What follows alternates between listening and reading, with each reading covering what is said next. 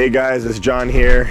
Today's a rest day today. We're not training, so we're gonna be doing a little different style video for you. It's gonna be a Q&A because a lot of you guys have been asking me via Instagram to do this QA. So I'm gonna be answering a few questions for you guys and I hope you guys enjoy it.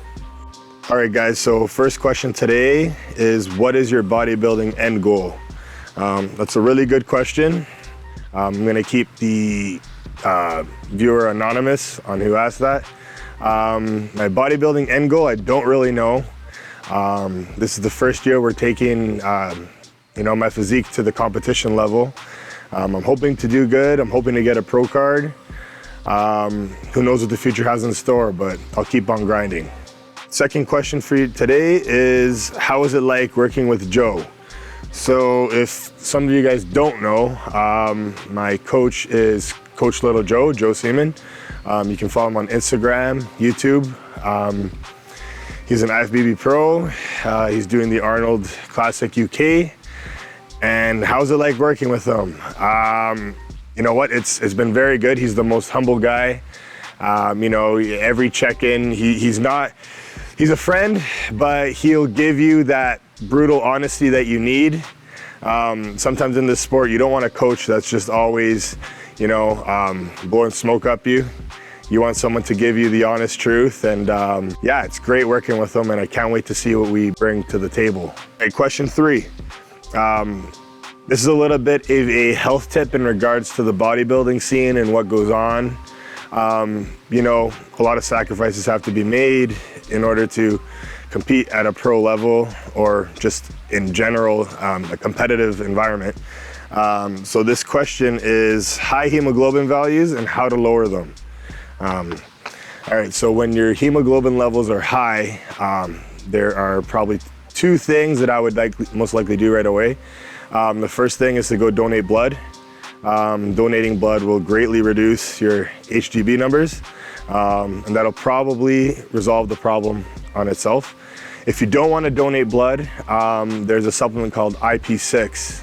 IP6 is an iron chelator. So basically it chelates iron out of your blood, and that's responsible for blood thickness, right? So IP6 in a lot of clinical studies has shown that to lower the HGB numbers. So I would pick up IP6 or donate blood for that. Question 4 for today is high volume or low volume training. Now, high volume or low volume training, if you asked me that question maybe 3-4 years ago, I would probably say high volume training. But my training has changed a lot over these past few years, especially working with Joe for 2 years. We've incorporated a lot more low volume training. I was constantly, prior to Joe, I was constantly the high volume guy. I would always pyramid up in sets, so I would do a ton of warm-up sets with a ton of reps, and then by the time I would get to my final working set, my body would already be gassed. So to see your true strength and your true potential, I feel like high volume training isn't really the most beneficial. With low volume training and doing that with Joe these past 2 years, our warm-up sets would just be a couple reps, a couple feeler sets. And then on your final working sets, that's when you're just giving it all out to failure. I feel like that's the best way to gain size and grow as a bodybuilder. Now, each to their own, every body is different. So what works for me, doing low volume, might not work for another guy. High volume might be your thing. So there's no really rule set in stone, but personally, I believe low volume training is the way to go. Okay, so question 5. It's a pretty straightforward question, and it's got a lot of rep in, Hollywood and movie stars and actors and the bodybuilding scene. The question is simply GH, question mark. Getting onto the topic of GH, it's very expensive. It's a tool that if you can afford, I would say do it, and it's probably the most beneficial for bodybuilding. GH pretty much splits your cells. So rather than just growing and hypertrophying your own cells in your body, GH will actually split cells and make more new cells in your body. And then by training, you're actually telling those cells to grow. So you're multiplying your cells and growing, and that's just gonna cause a lot more muscle, a lot more 3D pop with your physique and look. And yeah, that's the king. But like I said, probably one of the most expensive tools to use. But if you can afford it, go for it. Okay, question 6. When is your competition? A lot of you guys probably know based off of my Instagram posts and previous video posts. I'm gonna be doing the Niagara Falls Pro Show. That's November 6th here in Ontario, Canada. We're gonna be doing the heavies, open bodybuilding heavies. Really looking forward to it. I'm hoping to take top 3, if not first place. We're always going for first place, going for the win, even the overall. And then plans going forward from there would be the Toronto Pro, which is in Toronto, Ontario. That's December 3rd. And that's a national level show, so that can be a pro qualifier, right? So that being said, I could get my pro card once competing in that show.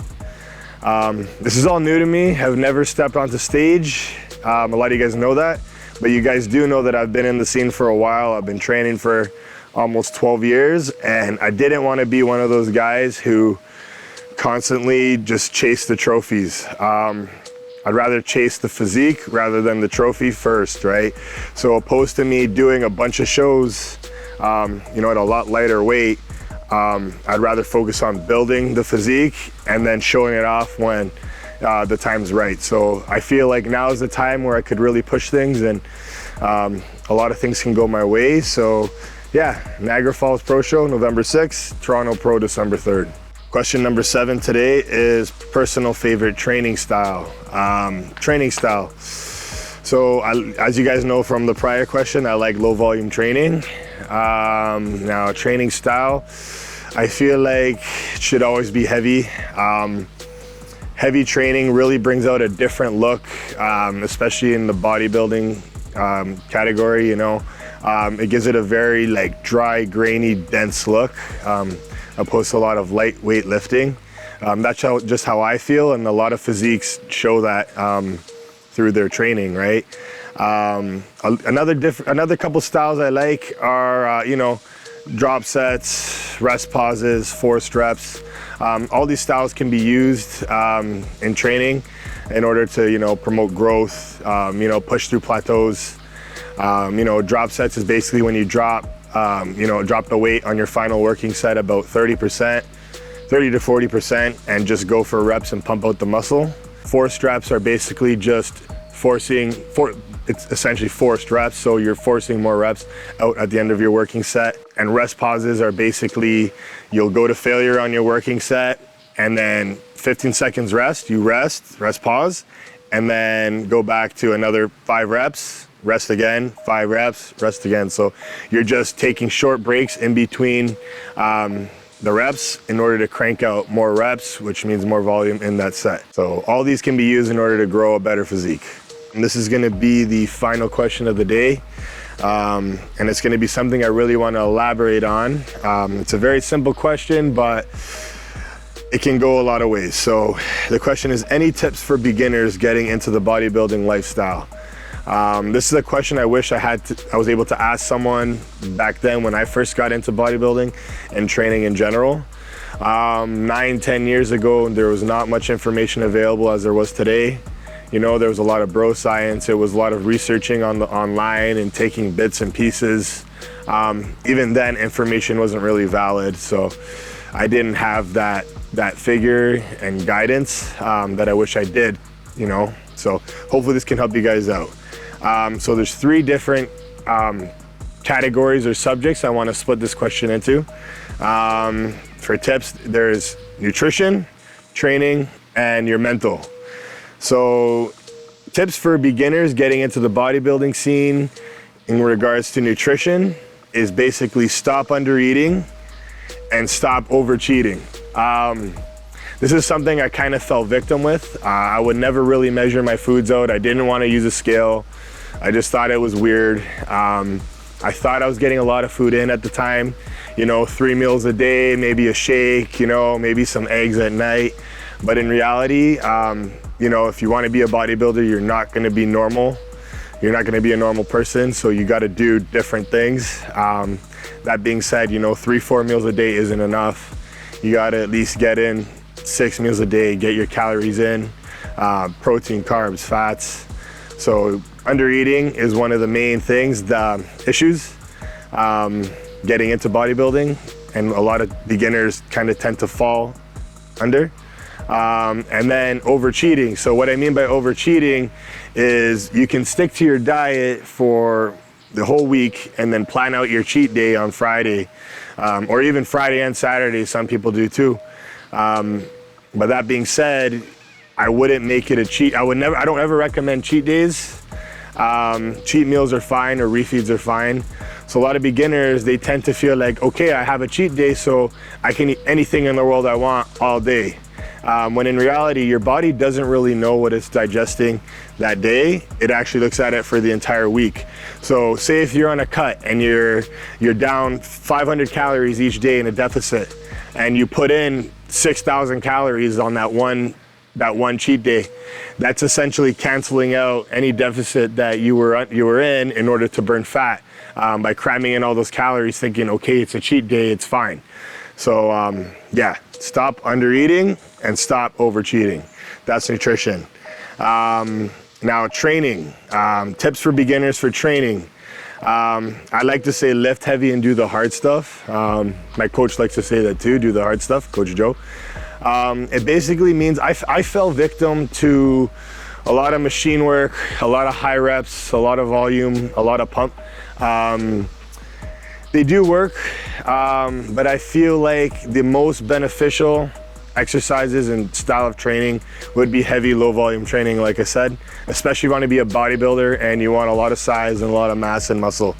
I tend to rely, 9 years ago, I tend to rely on machines versus compounds. Now, machines are great. They can take pain off your joints. They feel good. You can isolate the muscle.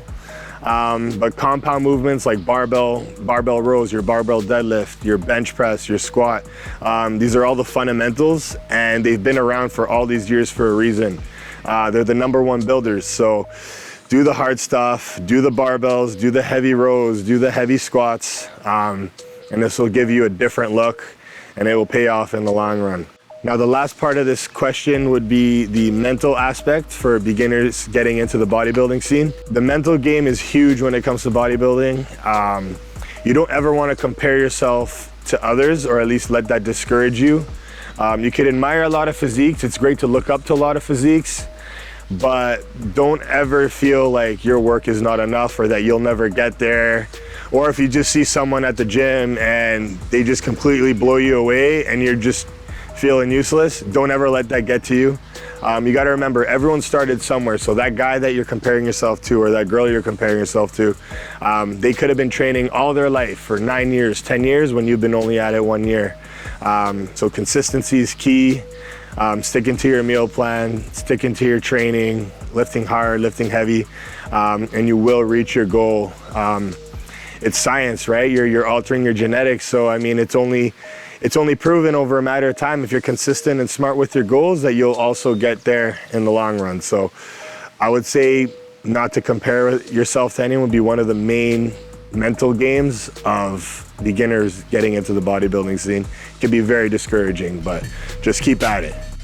All right, guys, so that's it for the Q&A today. I hope you guys enjoyed it and got some useful tips out of it. Next video is probably going to be another workout video. Let me know in the comments below what you'd like to see me train, even where, since everything's opening up in Toronto over here. Comment, like, subscribe, and I'll see you guys next time.